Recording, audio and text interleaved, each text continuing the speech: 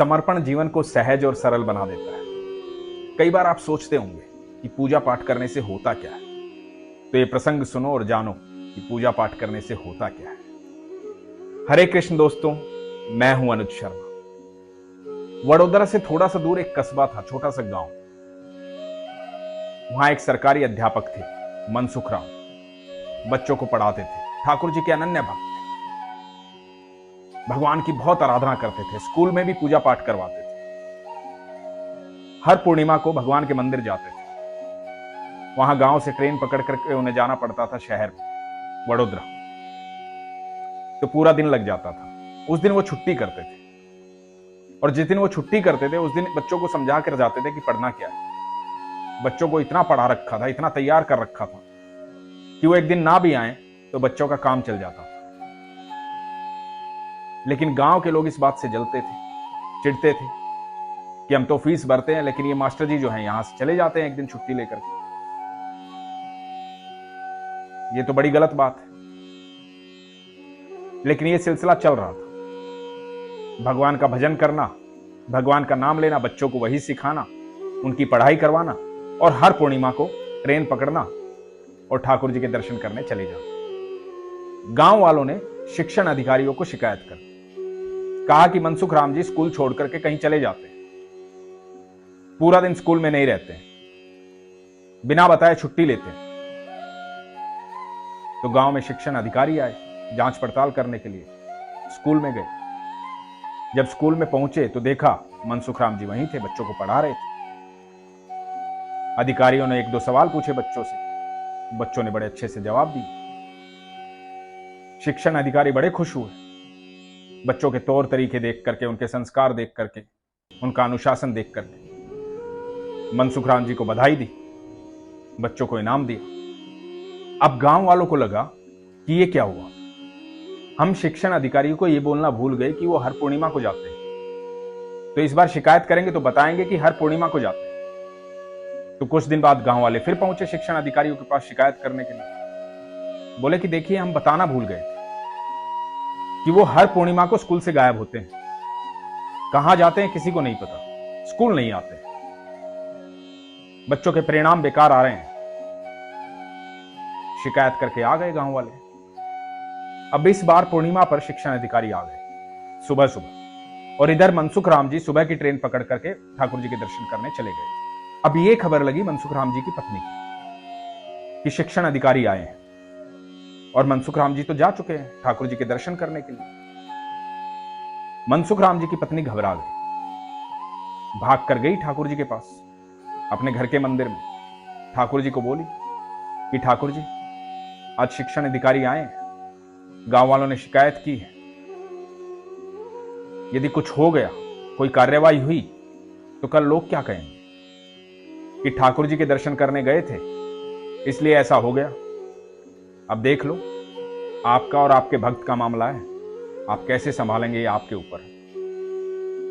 बस बेइज्जती नहीं होनी चाहिए, बाकी आप देख लीजिएगा। ठाकुर जी से शिकायत भरी प्रार्थना की। अब प्रार्थना हो गई, इधर शिक्षण अधिकारी स्कूल पहुंचे। जब स्कूल पहुंचे तो क्या देखते हैं, वहां पर मनसुख राम जी बच्चों को पढ़ा रहे हैं, भगवान का नाम जप रहे हैं।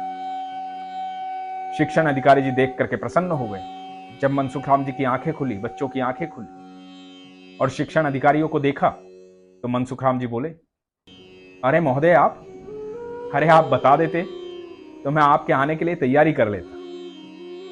तो शिक्षण अधिकारी बोले, ऐसी कोई बात नहीं, हमें तो बहुत अच्छा लगा आपको देख करके, आप शिक्षा के साथ साथ बच्चों को संस्कार भी सिखाते हैं, ये तो बड़ी अच्छी बात है। फिर से शिक्षण अधिकारियों ने मनसुख राम जी और विद्यार्थियों को इनाम दिया। गांव वाले चुपचाप देखते रह गए कि आज ये कैसे हो। मनसुख राम को कैसे पता लग गया कि आज शिक्षण अधिकारी आएंगे, हमने शिकायत की, ये यहां विद्यालय में कैसे उपस्थित है, आज क्यों नहीं गया ये। गांव वाले चुप थे। शिक्षण अधिकारियों ने विदा ली, विदा लेकर जाने लगे। थोड़ा ही दूर पहुंचे थे, देखा सामने से मनसुख राम जी आ रहे हैं, और मनसुख राम जी ने शिक्षण अधिकारियों को देखा, भुचक के रह गए। मनसुख राम जी बोले, कि साहब आप आज आपको आना था तो बता देते, मैं ठाकुर जी के दर्शन करने नहीं जाता। तो शिक्षण अधिकारियों ने कहा कि मतलब समझे नहीं, आपसे मिले तो थे अभी हम, आप यहां कैसे, आप तो विद्यालय में थे। मनसुख राम जी ने कहा कि क्या मतलब? तो शिक्षण अधिकारियों ने कहा कि हम आपसे मिले थे, आप विद्यालय में थे, विद्यार्थियों को पढ़ा रहे थे, आप यहां कैसे? मनसुख राम जी समझ गए ये मेरे ठाकुर की लीला है। मनसुख राम जी बोले कि मैं तो अपने ठाकुर के दर्शन करने गया, तो मेरी जगह वहां ठाकुर जी खड़े थे। ठाकुर जी मेरी नौकरी कर रहे थे, ठाकुर जी बच्चों को पढ़ा रहे थे, और भाग करके मनसुख राम जी विद्यालय गए। पीछे पीछे शिक्षण अधिकारी, उनके पीछे पीछे पूरा गांव। बात गांव में आग की तरह फैल गई, सारे गांव वाले विद्यालय में आ गए। मनसुख राम जी पहुंचे अपनी कक्षा में, उस कुर्सी को देखा जिस पर बैठकर ठाकुर जी ने बच्चों को पढ़ाया था। उस कुर्सी की परिक्रमा की और शिक्षण अधिकारियों को बोले, ये लीजिए मेरा इस्तीफा, ऐसी नौकरी का क्या फायदा, मुझ जैसे तुच्छ व्यक्ति के लिए मेरे ठाकुर को नौकरी करनी पड़ गई, तो ऐसी नौकरी मुझे नहीं चाहिए। मेरा ठाकुर सब कुछ छोड़ करके यहां बच्चों को पढ़ाने आया, यह साबित करने के लिए कि मैं विद्यालय में हूं, ऐसी नौकरी नहीं चाहिए। और मनसुख राम जी ने इस्तीफा दे दिया। गांव वालों ने खूब समझाया, शिक्षण अधिकारियों ने खूब समझाया, सबने माफी मांगी। मनसुख राम जी ने कहा कि आप लोग नहीं समझ सकते, जिस दिन ठाकुर आपको मिल जाएगा ना, उस दिन आप समझो, ये विश्वास की बात। यही तो मैं आपसे कहता हूं, जिस दिन ठाकुर जी आपको मिल जाएंगे, जिस दिन आपका विश्वास अनुभव में बदल जाएगा, उस दिन जीवन का हर पल चमत्कार हो जाएगा। लेकिन उसके लिए सबसे जरूरी चीज है विश्वास। यह प्रसंग हमें किरण गोस्वामी जी ने भेजा था, वो चाहती थी कि हम आपको सुनाएं। इस प्रसंग को पढ़कर मुझे बड़ा आनंद आया, मुझे यकीन है आपको भी आनंद आया होगा। लेकिन मेरी ये बात मानिएगा जरूर कि अपने विश्वास को मजबूत रखो, अपना ख्याल रखो। हरे कृष्ण।